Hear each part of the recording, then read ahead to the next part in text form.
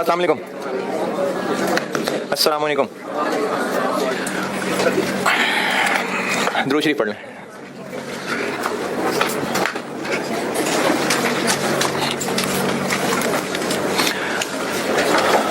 कल ज़बरदस्ती एक सवाल करा रहा था मैं और उसमें कैलकुलेशंस कर ली थी काफ़ी सारी। Machining, assembly, tool room, warehouse. अच्छा, अगला चैप्टर पढ़ेंगे ना तो आपको आइडिया होगा ये जो डिपार्टमेंट्स हैं ये फैक्ट्री के ही हैं सारे, यानी कि इस सवाल में कहीं वो एडमिन सेलिंग नहीं है, ये फैक्ट्री के ही सारे डिपार्टमेंट्स हैं। सैलरी लिख ली हुई थी 1425, ओवर टाइम 75, 40, बोनस। अच्छा, ये मैंने डबल 3 लिख दिया था, ये वो 3 है। नहीं, ये सही है, वो दूसरा वाला 3 था। 33.6.25 एम्प्लॉयर की कंट्रीब्यूशन थी, ये 83.3 थी। वो 3 गलती से लिख दिया था, 30 थी। 33.32 शायद, 2.08, 6.25। और वेकेशन पे या पेड लीव्स कह लें 97.2, 38.89, 2.43, 7.29। और मेरा ख्याल है कि टोटल भी कर ही लिया हुआ था।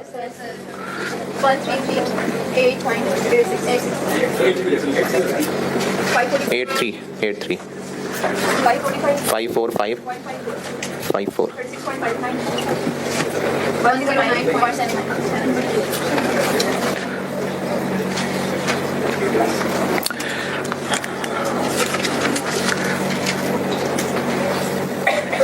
इनको ऐड करिए, 1, 8,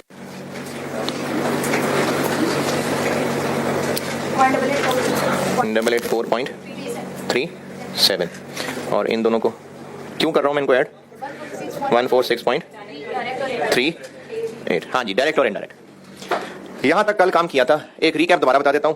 अगर इस सवाल में पॉइंट नंबर 1 और पॉइंट नंबर 4 ना हो तो ये बिल्कुल आपके लेवल का सवाल है, जिसमें बस वो जो मैंने कल खुद सवाल कराते हुए 8 लाख बताया था ना, तो अब वो आपको ऐसे निकालना पड़ रहा है। बस ये एक्स्ट्रा है कि इसमें आपको मुख्तलिफ लाइन आइटम खुद ऐड करनी पड़ रही है, वरना बाकी ये बिल्कुल वही 4 एंट्री वाला सवाल है जिसमें एडवांस टू सैलरीज भी है, एडवांस एडजस्ट भी हो रहा है। तो अगर ये पॉइंट 1 और पॉइंट 4 जो कि छुट्टियों वाला पॉइंट है ये ना हो तो बस बिल्कुल आपके लेवल का सवाल है। पेड लीव्स के अलावा बाकी का रिकैप देता हूं। सैलरीज, ओवर टाइम, ये सारे आपको खुद ही दिए हुए थे। बोनस का काम ये किया था कि 13वीं सैलरी एक एक्स्ट्रा मिलनी है पूरे साल में एक दफा। तो कंपनी की पॉलिसी ये है कि उसको एक ही महीने में एक्सपेंस कहने की बजाय, अच्छा मुझे लगता है शायद ये बात यहां हुई भी है, फाइनेंशियल स्टेटमेंट्स जो होती है ना, फाइनेंशियल अकाउंटिंग, वो होती है एक्सटर्नल यूजर्स के लिए और उसके लिए गाइडेंस होती है आईएएस, और वो फाइनेंशियल स्टेटमेंट्स बनती हैं साल में एक दफा। बल्कि खैर आप और एडवांस लेवल पे जाएंगे तो आइडिया होगा, हर क्वार्टर में भी बन रही होती हैं। तो साल में एक दफा बनती हैं एक्सटर्नल यूजर्स के लिए। लेकिन हम जो पढ़ रहे हैं कॉस्ट एंड मैनेजमेंट अकाउंटिंग, ये कंपनी के इंटरनल मैनेजमेंट के यूज के लिए। इसलिए इसका फॉर्मेट जो कंपनी की मैनेजमेंट की मर्जी, क्या क्या रिपोर्ट बननी है जो मैनेजमेंट की मर्जी। तो हम तो वो चीजें पढ़ रहे हैं जो दुनिया में ज्यादातर कॉमनली यूज हो रही होती हैं, लेकिन कंपनी की अपनी मर्जी, इसलिए कॉस्ट एंड मैनेजमेंट अकाउंटिंग पे कोई आईएएस नहीं होता।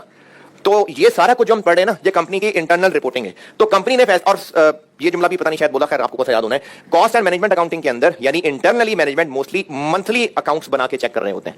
फाइनेंशियल स्टेटमेंट्स जो बनती हैं फाइनेंशियल अकाउंटिंग वो साल का साल होता है, लेकिन जो हमने सीएम में पढ़ना है उसमें मोस्टली मैनेजमेंट मंथली हिसाब किताब देख रहे होते हैं।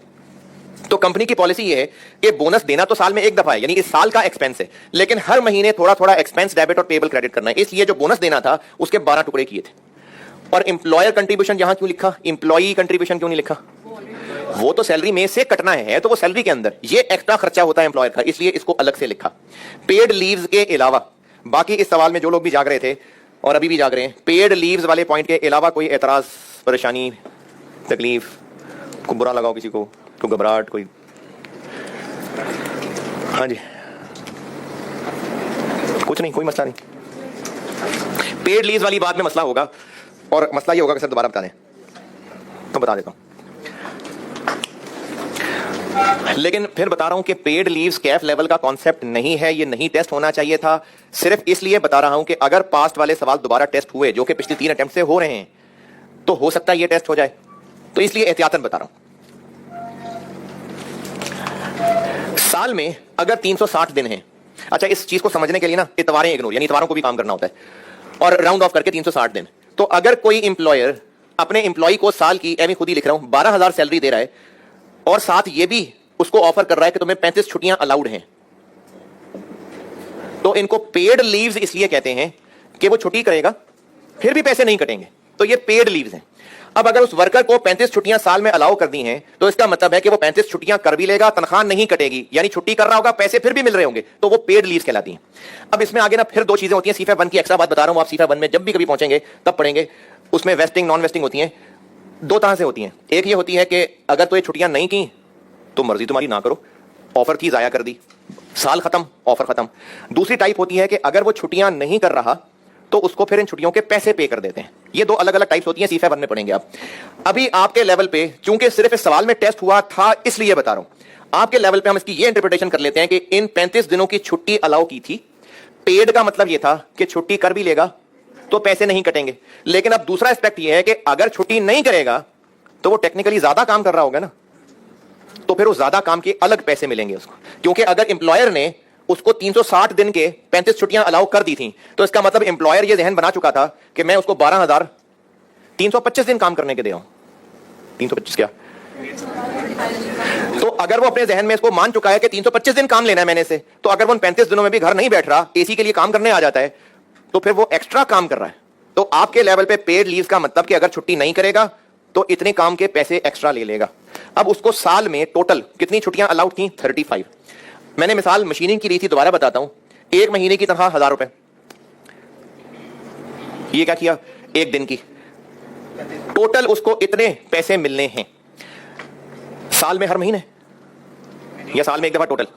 तो जिस तरह से बोनस के बारे में कंपनी की पॉलिसी थी कि मंथली अकाउंट क्योंकि बनाने होते हैं तो हर महीने थोड़ा थोड़ा एक्सपेंस बनाएंगे, थोड़ा थोड़ा कितना, डिवाइड बाय 12 करके, तो इसी तरह इसके बारे में भी कंपनी की यही पॉलिसी है। पॉइंट नंबर 6 में लिखा हुआ, पॉइंट 6 में, कि कंपनी की पॉलिसी है कि इनको भी इसने मंथली बेसिस के ऊपर रिकॉर्ड करना है, एक्सपेंस, डेबिट, पेबल, क्रेडिट। इसलिए हमने इसको एक्सपेंस में शामिल किया था।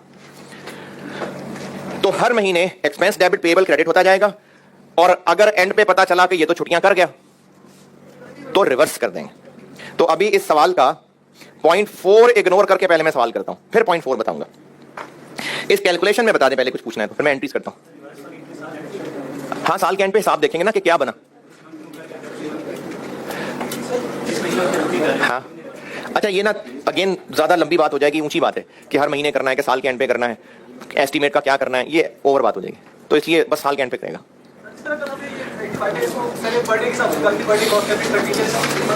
यही किया मैंने। हाँ,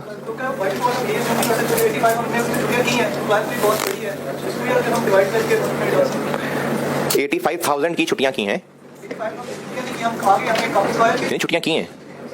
अवेल्ड, अवेल्ड है 85,000 के साथ क्या लिखा है? अवेल्ड ना, तो अवेल्ड का क्या मतलब है? पेड लीव्स अवेल कर ली, क्या मतलब?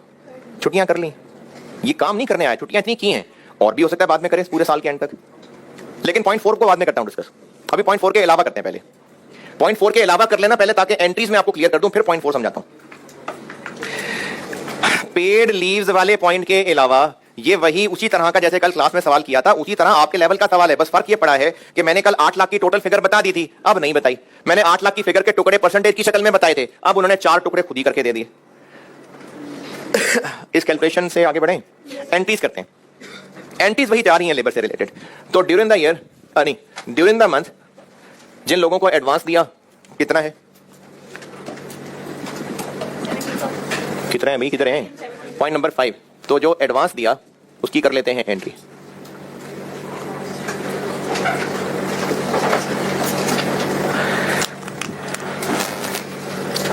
एडवांस टू एम्प्लॉइज डेबिट और पैसे क्रेडिट, कितना दिया? 17।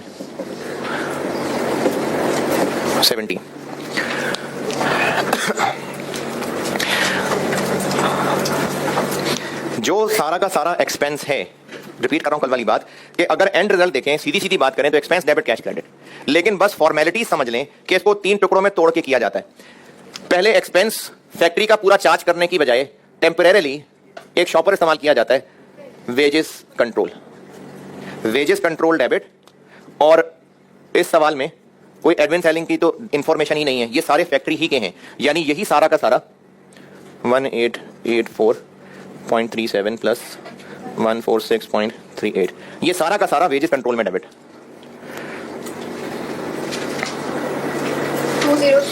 2030.75।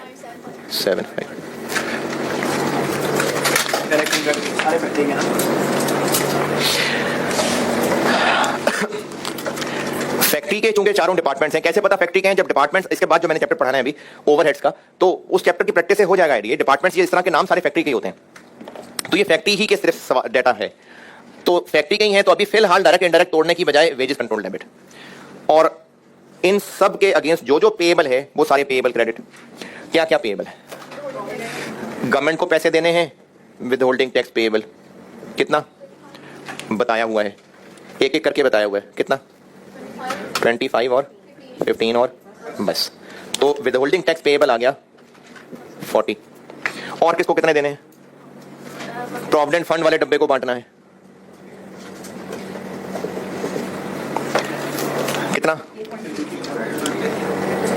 ये सबको मिला लेते हैं, 83.3, 33.32, 2.08, 6.25। लेकिन ये क्या किया? ये तो सिर्फ एम्प्लॉयर वाली लाइन लिखी हुई है ना, इसमें से भी इतना तो कटना ही है, तो ये टोटल अमाउंट जाके उस डब्बे में डालनी है, तो इसलिए इंटू 2। कल वाली अगर मैं बात करूं तो 80 हजार था, लेकिन हमने यहां 160 लिखा था, कितना? 249.9।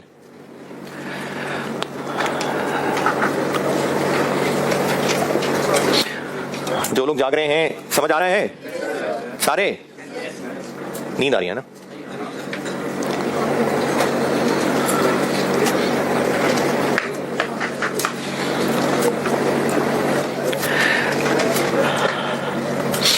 गवर्नमेंट को भी पैसे देने हैं, उनका अलग से पेबल बन गया। अच्छा, ये पेबल जो कल भी इतने सारे तोड़े थे, मैं ये बात दोबारा करता हूं, कल वाली फिगर दोबारा बताता हूं। 8 लाख एम्प्लॉइज की सैलरी थी, उसके अंदर से 80 हजार कट के प्रोविडेंट फंड वाले डब्बे में डालने थे, और एम्प्लॉयर की जेब से इतने ही और फंड में डालने थे। तो हमने जो कल वाली एंट्री में 8,80,000 डेबिट किया था, कल वाला डेटा बता रहा हूं, उस 880 के अगेंस्ट क्या क्या क्रेडिट किया था? 160 इधर डालना था, जिम्मेदारी है, इसका पेबल अलग बनाया। फिर गवर्नमेंट को पैसे देने थे, कितने? 1 लाख, उसका पेबल अलग बनाया। बाकी पैसे एम्प्लॉइज को देने थे, कितने? 60 है, बाकी एम्प्लॉइज को देने थे। तो जिस जिसको जितने पैसे देने थे उनका अलग अलग पेबल बनाया था। देखें, क्रेडिटर्स एक अलग लायबिलिटी है, लोन एक अलग लायबिलिटी है, या सब लायबिलिटी है तो मिला के एक ही नाम रख लें, सब अलग अलग है ना। तो जो इस डब्बे में डालना है उसका पेबल एक अलग लायबिलिटी थी, क्रेडिट कर दिया। जो गवर्नमेंट को देना था वो एक अलग जिम्मेदारी थी, उसका पेबल अलग बना दिया। जो एम्प्लॉइज के देना था वो अलग जिम्मेदारी थी, उसका अलग पेबल बना दिया। लेकिन चूंकि पैसे काट के देने थे तो एडवांस क्रेडिट करके बाकी पेबल फिर 605 बनाया था। अब यही काम यहां पर भी कर रहे हैं। टोटल एक्सपेंस, यानी ये जो कल 880 था, ये वो है। अब इसके अगेंस्ट जिस जिसको जितना पे करना है उसकी अलग अलग जिम्मेदारी बना रहे हैं। जो गवर्नमेंट को देना है उसका पेबल अलग, जो प्रोविडेंट फंड में डालना है उसका पेबल अलग, और एडवांस भी कोई कट रहा है, बिल्कुल। पॉइंट नंबर 5 देखिए, कितना कट रहा है एडवांस? 28, वो भी क्रेडिट हो गया। और बाकी पैसे एम्प्लॉइज को देने। अभी लिख नहीं रहा मैं, अभी मैंने बात नहीं लिखी यहां तक दोबारा सुने। ये टोटल एक्सपेंस निकल आया, ये वो है जो कल 8,80,000 था। इस सवाल में फर्क क्या है कि हमें वो अलग अलग फिगर्स निकाल के फिर ऐड करनी थी। हाँ, आगे भी पढ़ो ना। 2 अमाउंट्स हैं और रिस्पेक्टिवली लिखा हुआ है। इसका मतलब है पहली अमाउंट पेड वाले के साथ है, दूसरी अमाउंट रिकवर्ड वाले के साथ है। अच्छा, ये पेड एंड रिकवर्ड का मतलब ये नहीं है कि पे भी किया और साथ ही रिकवर भी कर लिया, पर तो शुक्र ही लगाया ना, उसको पैसे दिए फिर वापस ले लिए। ये पूरा सेंटेंस में 2 बातें की हुई हैं। एक बात की हुई है एडवांस पेड, और एक बात की हुई है रिकवर्ड, और एक ही सेंटेंस में कवर करने के लिए एंड पे लिख दिया रिस्पेक्टिवली। इसका मतलब होता है कि 2 बातें हैं, दोनों अमाउंट्स अकॉर्डिंगली अपने अपने वर्ड्स के साथ जोड़ लें। नहीं समझ आई? पहले पेड लिखा हुआ है, पेड एंड रिकवर्ड, फिर आगे करके अमाउंट लिखी हुई है 17,000 एंड 28 रिस्पेक्टिवली, का मतलब है कि ये इसके साथ है और ये इसके साथ है। नहीं हल हुआ मसला, पक्की बात है। तो ये एडवांस दिया है वो ये है, और ये है जो सैलरी से काटा है वो ये है। अच्छा, अगर किसी मासूम इंसान को लग रहा है कि दिए 17 हैं और काट 28 लिए हैं, हाँ जी, नहीं 17 देकर 28 काट लिए हैं भाई। 17 तो इस महीने दिए ना, पहले भी 500 किस्म के और दिए होंगे, तो उनमें से 28 काट लिए। बस ये दो अलग अलग ट्रांजैक्शंस हैं। जो इस महीने एडवांस दिया है वो ये है, जो इस महीने की तनख्वाह से पुराने दिए हुए एडवांस में से काटा है वो ये है।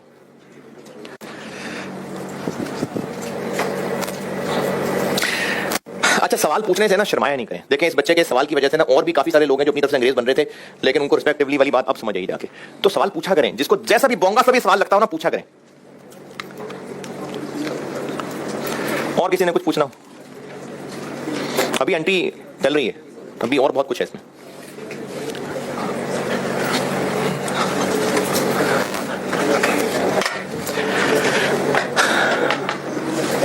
जो जाग रहे हैं यहां तक ओके। कल तक के पढ़े हुए में से जो गवर्नमेंट को देना है अलग पेबल बन गया, जो प्रोविडेंट फंड में डालना है अलग पेबल बन गया, जो एडवांस काटना है वो अलग पेबल बन गया, जो बाकी रह गया वो एम्प्लॉइज को दे देंगे। लेकिन अब इसके मजीद मैं 3 टुकड़े करता हूं। ये जो महीने की सैलरी है और साथ ये ओवर टाइम भी, ये तो हर महीने सिलसिला चलता रहेगा, यानी ये तो एम्प्लॉइज को हर महीने तनख्वाह देते ही होंगे। लेकिन ये जो बोनस है ये हर महीने देते रहेंगे नहीं, ये तो जून में जाके देना है। इसी तरह ये जो पेड लीव के पैसे हैं ये भी साल के एंड पे देने हैं। तो जो अब एम्प्लॉइज को पैसे देने हैं उसको मजीद 3 टुकड़ों में तोड़ रहा हूं, क्योंकि सारे पैसे अभी नहीं दे देने। कौन कौन से नहीं देने अभी? बोनस और ये पेड लीव्स। तो ये दोनों अभी नहीं देने, इसलिए इनका पेएबल अलग बना लेते हैं। तो पेएबल के लिए बोनस पेएबल अलग कर लेते हैं। इसी से मैं आगे चल रहा हूं, ये क्रेडिट ही चल रहा है। बोनस पेएबल अलग लायबिलिटी बन जाएगी। कितना है? 83.33, 33.33, 2.08। ये सारे पैसे तो अभी नहीं देने ना। देखिए, ये जो अभी यहां जो कल सीखा था, ये 3 लाइनें लिखने के बाद आखिरी लाइन पेबल टू एम्प्लॉइज लिख देते ना, और पेमेंट्स मेड की एंट्री में क्या करते? वो सब पे कर देते। तो ये सारा पैसा तो नहीं अभी देना। ये जो मंथली रेगुलर सैलरीज हैं वो तो देनी है, लेकिन ये बोनस और ये तो नहीं देना अभी। तो जब ये अभी देना ही नहीं है, ये जिम्मेदारी ही अलग है, तो इसका फिर अकाउंट भी एक अलग ही रखा जाएगा, यानी बोनस पेएबल। और बोनस पेएबल में वो चारों फिगर्स ऐड कर ली तो ये बन गया 124.99। इसी तरह से पेएबल फॉर पेड लीव्स, ये भी अभी नहीं देने, ये भी साल के एंड पे देने हैं, तो इनको भी साथ 97.2, 38.89, 2.43, 7.29,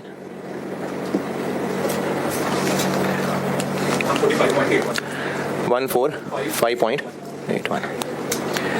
ये सब क्रेडिट चल रहे हैं। अब जो बाकी बचा, हाँ, वो है जो पे कर देंगे। ये वो है जो कल आखिरी लाइन भी लिखी थी, पेएबल टू एम्प्लॉइज। ये हम बिल्कुल पे कर देंगे अभी। वो आप बैलेंस करके देख लें कितना बचा, 1442.05। ये हो गई पेरोल रिकॉर्ड करने वाली एंट्री, जिसमें हमने फिलहाल अभी शॉपर डेबिट किया और जितने पेबल थे वो सब पेबल बना लिए। जिसको पेबल था वो सब अलग अलग पेबल बनाया, ये बैलेंस किया, और फिर शॉपर खोल के जहां जहां चार्ज करना है वहां कर देते हैं चार्ज। इस 20-30 में से कहां कितना कितना करना है ये। तो जो डायरेक्ट से रिलेटेड है वो work in process inventory. Work in process inventory में क्यों और एफओएच कंट्रोल में क्यों, इस क्यों का जवाब अगले चैप्टर्स में आएगा। कितना? 1884.37, 146.38, और ये शॉपर खुल के इधर चला गया 2030.7। और फाइनली ये जो पेएबल बनाया था वो पे कर देते हैं।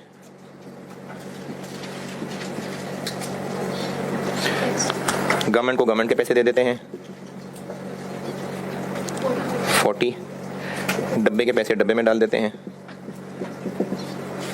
249.9, और वो जो एम्प्लॉइज को पैसे पकड़ाने हैं वो एम्प्लॉइज को दे देते हैं 144205, और पैसे क्रेडिट 1।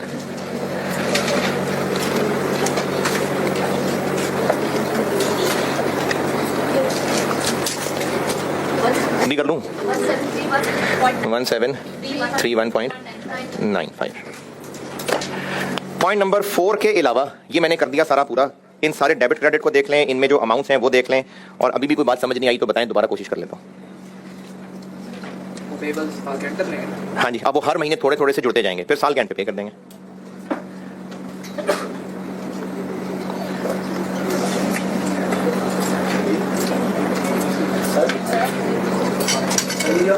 और ये पेपर जी जी पेपर की है सैलरी लेकर वो कह दें कि कुछ मजदूरों का अगले मास मिल गया है, मैं भी फिर उसका भी इधर से सेटल करेंगे, उनको भी ना मिला। ये दोनों पेबल अलग इसलिए बनाए क्योंकि ये करना ही साल के एंड पे हिसाब है। ये तो है ही टोटली अलग चीज, इसलिए पेबल अलग बना दिया। बाकी रह गए वो जो रेगुलर हर महीने पे कर ही दिया करते हैं। अगर ऐसा हुआ अगर कि इनमें से आधों को इस महीने और आधों को अगले महीने, तो बस ठीक है, इसके आधे की एंट्री हो जाएगी। लेकिन है तो ये रेगुलर हर महीने देने वाले ना, तो इसके लिए अकाउंट है। जैसे क्रेडिटर है, गुड्स खरीदी है क्रेडिटर, तो अगर आधों को 10 दिन बाद पैसे दें, आधों को 20 दिन बाद दें, तो दोनों अलग अलग पेबल बनाएंगे, रहेगा तो क्रेडिटर ही ना। तो पेबल टू एम्प्लॉइज का मतलब ये बनाया कि जिनको हर महीने सैलरी दे रहे होते हैं। ये नाम अलग इसलिए बना लिया क्योंकि वो अलग हिसाब किताब है जो साल के बाद जाके हिसाब किताब करना है। अगर सवाल में क्लियरली ये कह देते कि ये वाली सैलरीज भी अभी नहीं दी, तो ये 1442 यहां ना लिखता। अगर सवाल में कह देता कि इनमें से अभी 1000 दिया है, तो मैं वहां 1000 लिख देता। लेकिन यहां तो पूरा 1442 ही लिखता कि जो रेगुलर पेमेंट करने वाली होती है ये वो है। अब अगर इस महीने में 1000 की है तो इस एंट्री में 1000 आ जाता, अगले महीने सुबह सुबह 442 और दे देते, फिर एंट्री हो जाती 442 की। उधर कोई हाथ उठा नजर आ रहा था, अच्छा अंगड़ाई ले रहा होगा। वेजेस कंट्रोल क्या होता है? नहीं, वेजेस कंट्रोल तो बताया ना कि जैसे वो शादी पे दूल्हे को पैसे दे रहे हैं ना, तो जाके सलामी उसकी जेब में तो नहीं डाल देंगे ना, कोई इन्वेलप में, जरा खूबसूरत इन्वेलप में डाल के देंगे। ये वो इन्वेलप है।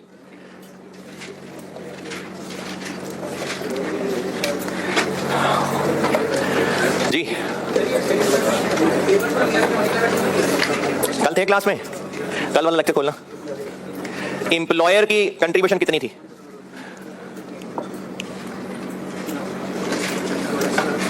80,000, 80,000 ना। एंट्री में पेबल टू कंट्रीब्यूट कितना किया था प्रोविडेंट फंड? क्यों? क्योंकि एम्प्लॉयर की कंट्रीब्यूशन भी और एम्प्लॉई की भी कंट्रीब्यूशन, ये दोनों मिला के प्रोविडेंट फंड में डालने थे, तो ये वही दोनों की हैं। यहां तक पूछें और चले, कुछ नहीं पूछना, किसी को कोई मसला नहीं है। पॉइंट नंबर 4 पॉइंट नंबर 4 में लिखा हुआ है कि इस महीने में कुछ वर्कर्स ने वो जो छुट्टियां थी वो अवेल कर ली। छुट्टियां अवेल कर ली का मतलब पैसे ले लिए या छुट्टियां कर ली? छुट्टियां कर ली। तो वो जो हर महीने उन छुट्टियों को हम एक्सपेंस और पेएबल बनाते आ रहे हैं। अगर छुट्टियां कर लेंगे तो रिवर्स कर देंगे। कितनी अमाउंट की छुट्टियां कर ली वो बता दिया 85, तो उतने को हम रिवर्स कर देते हैं।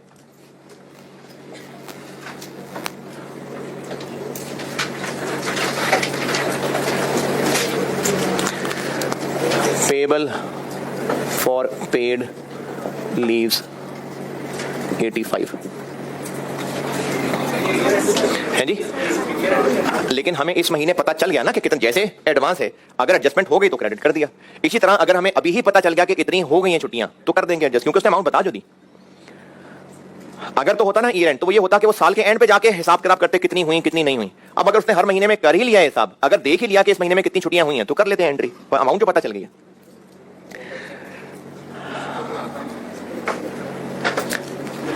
तो पेएबल फॉर पेड डेबिट और लीव्स क्रेडिट है? पेएबल फॉर पेड डेबिट और लीव्स क्रेडिट नहीं, ये एक ही बात लिखी हुई मैंने, ये डेबिट। अब इसके अगेंस्ट रिवर्स कर रहे हैं तो क्रेडिट क्या करें? वेजेस कंट्रोल तो अब रही नहीं, वो तो फेंक दिया लिफाफा खोल के। वेजेस कंट्रोल डेबिट किया था, खोल के फेंक दिया लिफाफा, सस्पेंस। ये जो वेजेस कंट्रोल का शॉपर डेबिट किया था, इसको क्रेडिट करके शॉपर को तो उतार दिया, लेकिन वो 20-30 इधर है ना, ये वो एक्सपेंस है। अरे ये एक बस फॉर्मेलिटी थी कि शॉपर डेबिट और बाद में शॉपर खोल के ये डेबिट। अगर इन दोनों को मिला दें तो यहां पर क्या डेबिट आ जाएगा? वर्क इन प्रोसेस और एफओएच। वो तो बस वैसे फॉर्मेलिटी है कि वेजेस कंट्रोल, जब मेहमान आ रहा है तो उसको ड्राइंग रूम में सीधा दरवार तोड़ के लाने की बजाय वो कहीं गैराज से गुजर के आएगा ना। तो ये जस्ट फॉर्मेलिटी है कि जो लेबर की कॉस्ट इस दोनों को चार्ज करनी है, बस फॉर्मेलिटी है कि पहले इस अकाउंट में लाके फिर यहां से निकाल के चार्ज करते हैं। तो अब ये जिन लोगों ने छुट्टियां की हैं वो इनमें से कहां के हैं? नहीं पता। अब जब नहीं पता तो इसके लिए जो मर्जी आंसर करें वो ठीक है। जो मर्जी से मुराद ये चाहे वो सिर्फ इस डिपार्टमेंट के लोग मान लें तो ये क्रेडिट कर देते हैं, इस डिपार्टमेंट के लोग मान लें तो ये क्रेडिट कर लेते हैं, और चारों के लोग मान लें तो आधा आधा तो ठीक नहीं है, इस प्रोपोर्शन के अंदर बांट लेते हैं।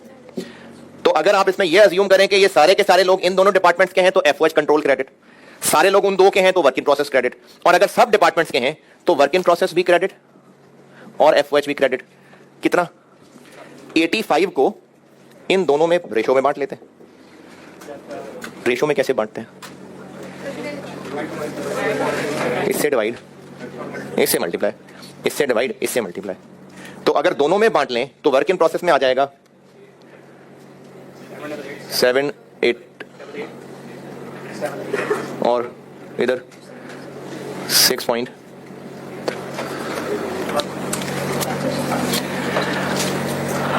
जब छुट्टियां कर ली तो वो जो एक्सपेंस और छुट्टियों का पेएबल बना रहे थे वो रिवर्स कर दिया। ये वो रिवर्स करने की एंट्री। पेएबल रिवर्स करना है तो डेबिट करके रिवर्स कर दिया, एक्सपेंस रिवर्स करना है तो एक्सपेंस क्रेडिट कर दिया। वो एक्सपेंस किधर है? एक्सपेंस तो कहीं लिखा नजर नहीं आ रहा। अरे यार खत्म कर दी मैंने पिंटर से बात। ये वेजेस कंट्रोल क्या है? ये शॉपर था। अगर इस शॉपर को यहां से हटाएं और दूसरी और तीसरी को नेट करके देखें तो ये जो एक्सपेंस यहां डेबिट करना है वो दो लाइनों में तोड़ के किया हुआ।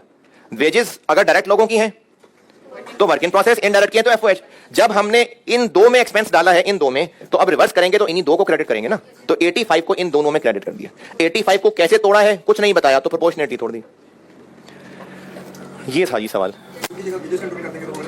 वेजेस कंट्रोल तो रहा ही नहीं ना, वो तो डेबिट क्रेडिट होकर नील हो गया है, खत्म हो गया है, वो तो बचा ही नहीं है। अब गलत हो जाएगा, खत्म हो गया जी। ये भी तो रिव्यू कर सकती है कि वो ये ईपे अरेंज करेगा तो जैसे नॉर्मल है जो ईपे है पेड लीव। हाँ वो रिव्यू कर सकती है कि तो से बाद ये ऊंचा सवाल। मैंने कहा ना ये ऊंचा कॉन्सेप्ट है, सिर्फ इतना रख लें जितना इस सवाल में था, अदरवाइज ये आइए सुनने से C5 1।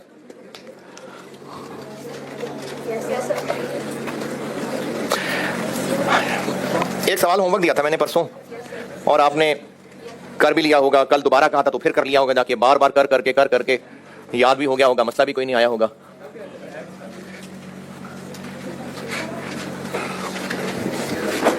क्वेश्चन नंबर 12 दिया था मैंने।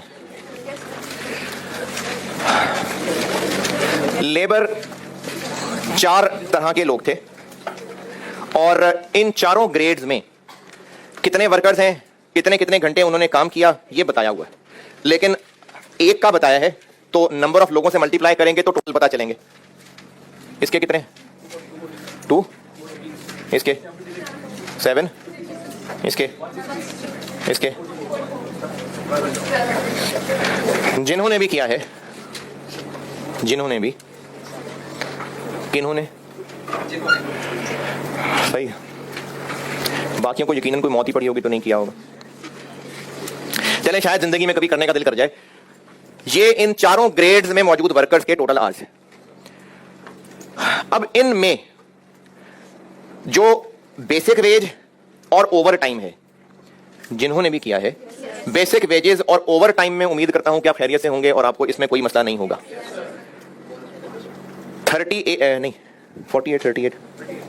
38 ये वर्किंग आवर्स हैं हर बंदे के वीक में। तो ये किस लिए तमीज करनी होती है वर्किंग आवर्स की? बोनस निकालने के लिए? नहीं, ये बोनस के लिए नहीं होता, ये छुट्टी के टाइम के हिसाब से होता है। तो बेसिक रेट अलग होता है, ओवर टाइम का अलग होता है, उसके लिए तमीज की होती है। तो इन 1200 एक्चुअल आवर्स में से छुट्टी टाइम तक कितने और छुट्टी के बाद कितने, वो ओवर टाइम और बेसिक वेजेस की कैलकुलेशन से रिलेटेड है। ये हो गया होगा। बोनस में मसला, उम्मीद करता हूं बोनस में मसला। ये चारों किस्म के लोग ए, बी और सी बनाते हैं। इनमें से ए कौन बनाते हैं, बी कौन बनाते हैं, सी कौन बनाते हैं? सब लोग मिलके ये तीनों बनाते हैं। तो बोनस कैलकुलेशन के लिए क्या क्या चाहिए होता है? एक्चुअल आवर्स और स्टैंडर्ड आवर्स। एक्चुअल आवर्स तो ये हैं, स्टैंडर्ड आवर्स इनके नहीं है, इन 3 प्रोडक्ट्स के हिसाब से बताए हुए हैं। यानी ये कहा हुआ है कि प्रोडक्ट ए 30 मिनट में बन जाना चाहिए। अच्छा, अब 30 मिनट है, मिनट, जबकि बाकी सवाल में सारा डाटा आवर्स का है। तो 30 मिनट आवर्स कितने बने?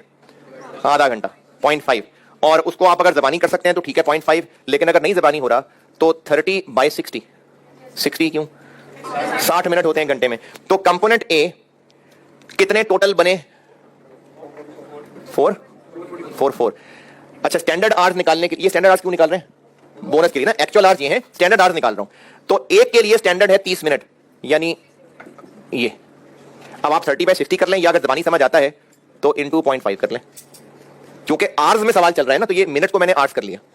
इसी तरह से बी के कितने बने, और इसका स्टैंडर्ड टाइम है 54 मिनट्स। अगर समझ आता है तो 54 मिनट्स मींस 0.9 आवर्स, नहीं समझ आता तो कैलकुलेटर को करने दें। सी कितना बना, 480। इसके लिए चाहिए 66 मिनट। अगर जबानी समझ आता तो 66 मिनट मींस 1.1 आवर, नहीं समझ आता तो कैलकुलेटर को करने दें। तो ए कितने बन गए, 5 to 8। अगर सवाल किया है यहां तक भी शायद पहुंच ही गए होंगे। अब अगला मसला यह है कि बोनस पूछा है हर ग्रेड का अलग, जबकि स्टैंडर्ड आर्ट्स तो ग्रेड के हैं ही नहीं। ये इन सब ने मिलके बनाए हैं, तो जब सब ने मिलके बनाए हैं तो हम इनका फिर टोटल कर लेते हैं। अब हम टोटल कंपेयर कर सकते हैं कि जितने भी कंपोनेंट्स बने टोटल इतने घंटे लगने चाहिए थे, और टोटल लगे कितने, 1200। तो हमें पता चल रहा है कि टोटल 360 बचे हैं। लेकिन ये तो सब लोगों के मिला के टाइम बचा है, जबकि बोनस हर एक का अलग अलग निकालना है। एक तो इसलिए कि रिक्वायरमेंट ही है कि अलग अलग निकालना है, और अगर रिक्वायरमेंट में ना भी कहा होता अलग अलग तो भी अलग अलग करते। क्यों? क्योंकि वेज रेट अलग है। अब इस 360 टोटल में ये 4 टुकड़े कैसे करें, तो सवाल का लास्ट सेंटेंस लिखा हुआ है कि टाइम सेव्ड को आपने इन सब ग्रेड्स में बांट देना है इन प्रोपोर्शन ऑफ ये। तो 360 को इस रेशो में बांट देंगे तो उससे हर ग्रेड का टाइम सेव्ड निकल आएगा और वहां से बोनस निकलेगा। ये था इस सवाल में। अच्छा, अब इस सवाल को अगर अभी जिन्होंने किया है कुछ बात समझ आई है तो यहां से रिलेटेड एक परेशानी होगी। परेशानी होगी कि पेपर में कैसे पता चलेगा, मतलब पेपर में ये कैसे, लेबर तो मैंने खत्म करा दिया तो अभी तक तो ये बात हुई नहीं थी, तो अब पेपर में कैसे पता चलेगा है? नहीं, ये वो चीज नहीं है। हाँ जी, पेपर में कैसे आएगा ध्यान में है? पेपर में क्या कैसे आएगा? ये जो इसको टोटल किया फिर टोटल से कंपेयर किया, तो स्टूडेंट को कैसे पता चलेगा कि ये तो सर ने करा दिया तो करा दिया, कैसे पता चला कि टोटल कंपेयर करना था है? मतलब ये पेपर आपके क्वेश्चन आ गया, अब ऐसा किया ही नहीं था जिंदगी में, तो हम क्या करें? एक तरीका तो ये है कि जब सर सोल्यूशन कराएंगे अगली टाइम में तो तब देख लेना। क्या अब भी पेपर में कुछ नया हो सकता है? बिल्कुल हो सकता है। तो फिर क्या करें? 1-1.5 साल पहले एक मासूम इंसान ने मुझे ग्रुप में मैसेज किया, सर आप मैक्सिमम सोचें, आप सोचें क्या क्या हो सकता है, और मैक्सिमम सोच के ना सारे सवाल बना दें, वो सारे सवाल हम याद कर लें ताकि पेपर में वो प्रॉब्लम हो जाए। तो मैंने जहां तक सोचा होगा ना, एग्जामिनर उससे एक स्टेप आगे सोचेगा, फिर कुछ ना कुछ नया आएगा। तो क्या करें फिर? बचपन में चलो एक हल तो कि मर जाएं, एक तो ये है, बचपन में कभी पहेलियां सॉल्व की हों या वो रास्ता तलाश करें, या तो उसके लिए कौन सा कोर्स किया था है? कोई 4 महीने का कोर्स था या कोई अलग से कोर्स किया उसके लिए? नहीं। अच्छा, जिनको चलो बाइक चलानी आती है, कटे छटे मार लेते हैं? कहाँ सीखा है? कहीं शॉर्ट कोर्स था इसके लिए कटे मारना सीखे? अच्छा, चल रहे हैं तो टेढ़ा भी चल सकते हैं साइड, किसने सिखाया? उंगली पकड़ के अब्बा ने टेढ़ा चलना सिखाया। ये जो स्किल होता है ना, ये स्किल तो सीख लेते हैं, फिर उसके बाद मुख्तलिफ वैरायटियों की प्रैक्टिस भी हो जाती है। अब अगर कोई और डिफरेंट वैरायटी सामने आ गई तो वो जो अब तक की मेहनत थी उसको इस्तेमाल करके कोई हल निकाला जाता है। अब जब आपने सारी कॉस्ट अकाउंटिंग तैयार कर ली होगी ना, तरह तरह की वैरायटियां प्रैक्टिस कर ली होंगी, तो आप इस काबिल हो गए होंगे कि फिर कुछ नई चीज हो तो आप उसको सवाल में टैकल कर सकें। तो इसलिए कॉस्ट अकाउंटिंग में अगर आप ये सोचते रहेंगे कि ये जो मुश्किल वाला स्टेप हुआ था ये हम पेपर में कैसे करते, तो ये सवाल पहली दफा आया होगा लेकिन कुछ तो जोड़ तोड़ कर सकते हैं, तो वो कॉस्ट में हम प्रैक्टिस कर रहे होंगे, यही सीख रहे होंगे उसके अंदर। तो इसलिए जितनी प्रैक्टिस हो रही है वो आपके स्किल को इंप्रूव करने के लिए हो रही है। पेपर में फिर कुछ ना कुछ नया ही आना है। अच्छा, नए से मुराद ये नहीं है कि पीएचडी केमिस्ट्री का कोई सवाल पूछ लेंगे, होगा आपके पढ़े हुए में से, लेकिन कैलकुलेशन का कोई डिफरेंट एंगल होगा जो पहले कभी देखा नहीं होगा, तो कोई बात नहीं, जो सीखा हुआ है उसको अप्लाई करें, और प्रैक्टिस से यही इसी काबिल ही बनाना है आपको। तो जिन्होंने भी ये सवाल किया था, जिन्होंने इसमें और कुछ पूछना है। अब ये जो लेबर है ना, ये मैंने 4 हिस्से किए थे इसके, और बताया था कि अभी 2 हिस्से करा रहा हूं। तो जिन बच्चों को बहुत शौक होता है पढ़ने का और वो खुद ही सूंघ सूंघ के सवाल ढूंढ ढूंढ के करना शुरू कर देते हैं, तो अभी इस वक्त ये लेबर वाले चैप्टर में से और कोई सवाल नहीं करना आपने। सिर्फ एक सवाल है कि वो आप कर लें, वो है पेज 59 पे question number 4। Page 59 question number 4। बस सिर्फ ये है जो आप कर सकते हैं, उसके अलावा जितने भी हैं वो हमने पढ़े ही नहीं अभी। जो लेबर के बाकी 2 हिस्से मैंने कराने हैं वो उनसे रिलेटेड है, तो इस चैप्टर में से मजीद कोई सवाल नहीं है आपके करने वाला अभी। और मैंने जितने सवाल कराए वो बड़े पुराने से थे, तो ये सिलेबस में से निकल गया था, फिर दोबारा वापस आया था, और जब दोबारा वापस आया था तो फिर ये डिसीजन मेकिंग में ही टेस्ट होने लग गया। इस तरह के सवाल टेस्ट होने ही खत्म हो गए थे, तो इसलिए ये पुराने सवाल थे। बाकी फिर इसको जब मैं दोबारा कंटिन्यू करूंगा तो वो डिसीजन मेकिंग के साथ कराऊंगा, तो बाकी इस चैप्टर के सवाल बाद में करेंगे। अब करते हैं अगला चैप्टर शुरू।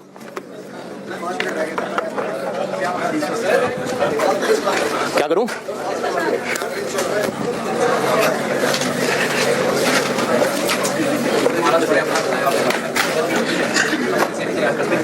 क्या करते हैं?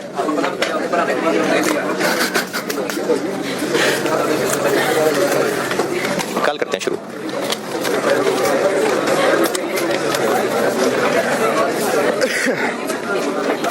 अच्छा, मैंने इस क्लास में शुरू कर दी थी ना सुनानी?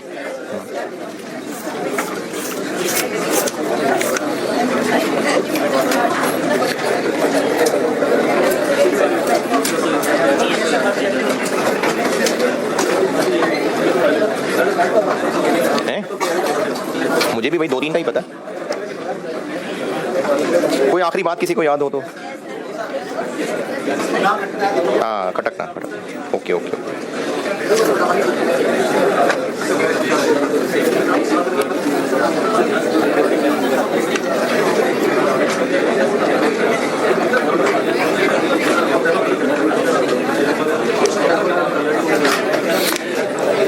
अच्छा, बल्कि नहीं, एक और बात बताता हूँ।